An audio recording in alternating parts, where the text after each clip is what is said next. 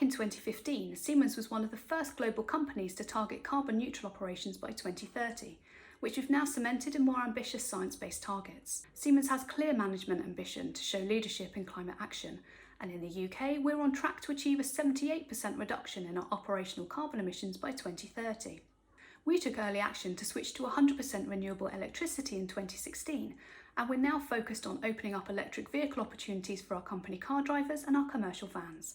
We're also switching from natural gas heating to air source heat pumps and biomass. We've done this by working collaboratively across the organisation, running short sprints focused on decarbonisation.